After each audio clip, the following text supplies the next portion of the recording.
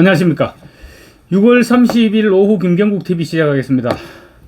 윤석열 대통령에 대한 탄핵 소추안 발의를 요구하는 국회 국민동의 청원이 좀 심상찮게 진행되고 있는 것 같습니다. 30일 국회 홈페이지에 따르면 오후 4시 기준으로 지금 71만 7,500여 명이 동의했고 대기 인원도 지금 10,000명 정도가 대기를 하고 있습니다.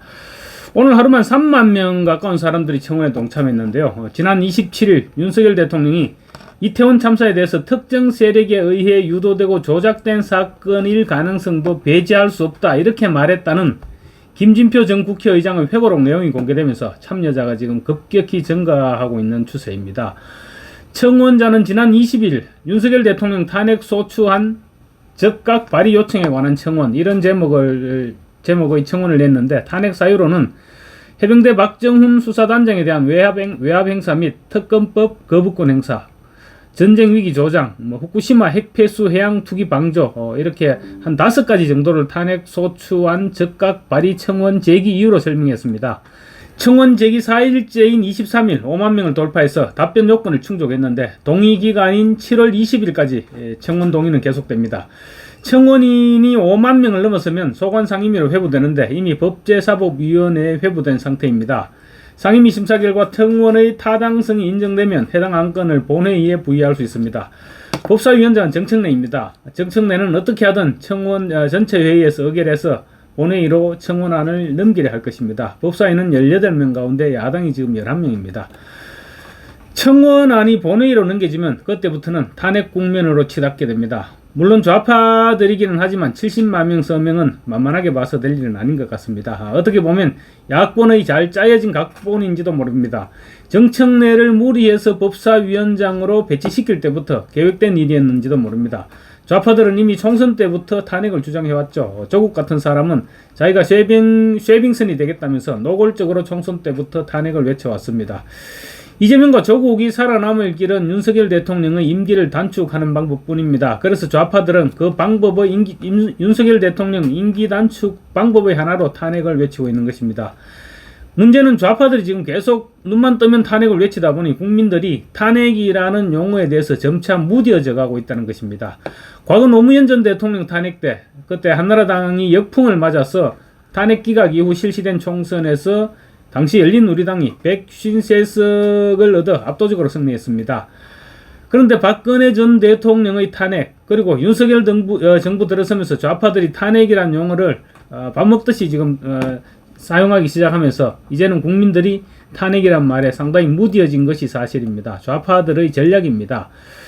지금 이재명은 상당히 급해졌습니다. 10월이면 선거법 위반 그리고 위정교사 혐의에 대한 1심 선고가 내려집니다. 두 재판 모두 이재명에게는 지금 절대적으로 불리한 상황입니다. 유죄 선고가 확실시 되고 있죠. 선거법의 예상 선고 형량은 이재명이 의원직을 상실하고 그리고 또 피선거권이 5년간 제한될 뿐만 아니라 민주당이 대선 지원금 434억 원을 국고에 반납해야 하는 그런 기준인 벌금 100만 원을 훨씬 웃돌 것이란 전망입니다. 특히 위정교사의 경우 정상적으로 선고할 경우 실형 2년은 선고하고 법정 구속까지 충분히 가능한 악질 범죄입니다. 뿐만 아니라 이재명은 반성도 하지 않아서 가중처벌 대상이기도 합니다. 제가 지난번에도 말씀드렸지만 지금 수사 중인 경기도 법인카드 유용 혐의 그리고 상방울그룹 쪼개기 후원금 의혹 정자동 힐튼 호텔 특혜 의혹 이런 분에 대한 수사도 지금 마무리 단계로 접어들고 있습니다.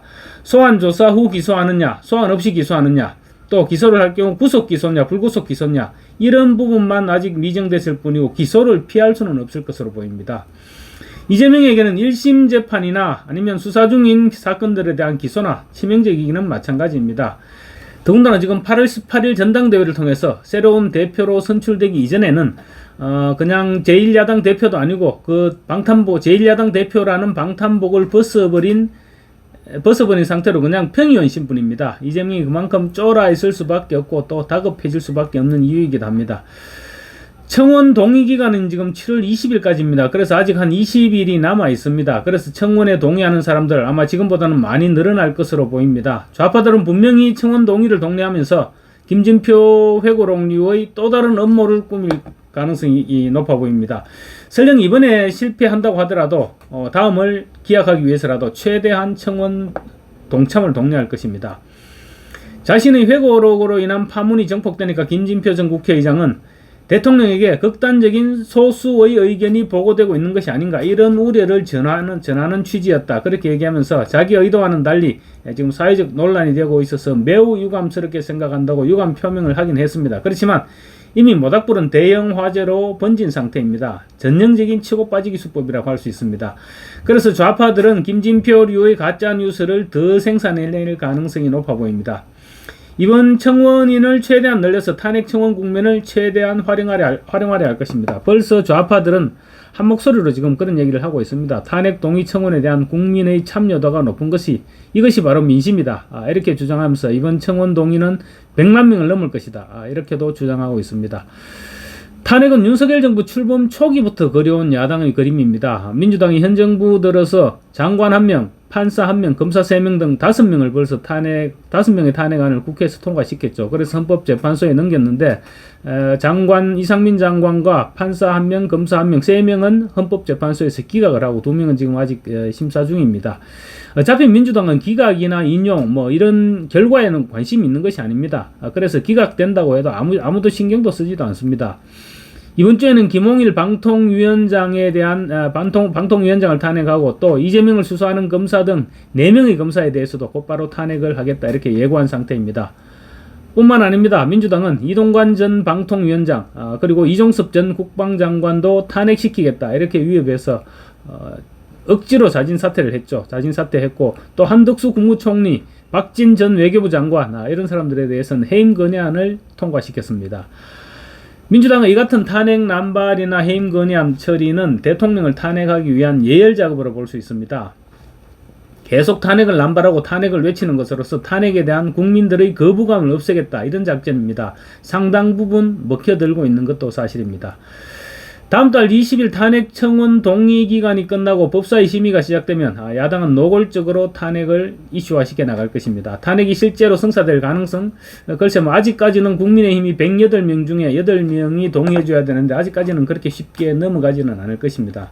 그렇지만 탄핵 논의에 일단 불이 붙으면 어떤 상황으로 내몰릴지 알 수가 없습니다. 박근혜 전 대통령 때도 그랬죠. 설마 했는데 한순간에 뒤통수를 맞았듯이 방심하다가는 무슨 일이 생길지 알 수가 없습니다. 민주당이 방탄을 넘어서 탄핵 요건에도 해당하지 않는 대통령을 탄핵할 경우 국민이 심판하게 될 것이다, 이런 식의 안이한 생각은 화를 불러올 수 있습니다. 이재명과 조국이 자신들이 사법 리스크를 피하기 위해서 온갖 수단을 동원해서 지금 탄핵으로 몰아간다는 것을 대부분의 국민들이 알고 있습니다. 그렇지만 국회 의석 구도를 볼 때 아슬아슬한 것도 사실입니다. 반격하는 가장 확실한 방법은 이재명을 구속시키는 것이죠. 대통령 탄핵과 이재명의 구속, 양진영의 시간 싸움은 진작부터 시작되어 왔습니다. 조국이나 이재명이 3년은 너무 길다고 외쳐온 것이 그거죠.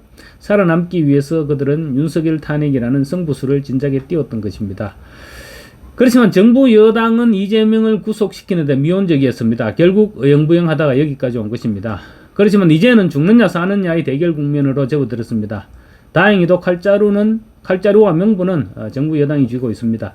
이제는 좌고우면할 것이 아니라 과감하게 결단하고 실행해야 됩니다. 칼을 뽑았으면 찔러야 됩니다. 찌르지 않으면 찔리게 됩니다. 이재명을 잡지 않으면 잡아먹힙니다. 만약 이재명과 민주당이 명분 없는 탄핵을 계속 남발할 경우 정부 여당도 위헌정당 심판 청구를 심각하게 고민해야 될 것입니다. 우여곡절 끝에 이재명의 선거법 위반과 위정교사 혐의에 대한 재판 1심 선고가 이제 10월이면 내려질 것입니다. 대부분의 신속한 재판을 하도록 압박하고 또 검찰은 이재명에 대한 남은 수사 일정을 최대한 앞당겨야 됩니다. 그리고 정부 여당은 죽느냐 사느냐의 전장에서 좀 더 확실한 각오를 보여줘야 될 것입니다. 감사합니다.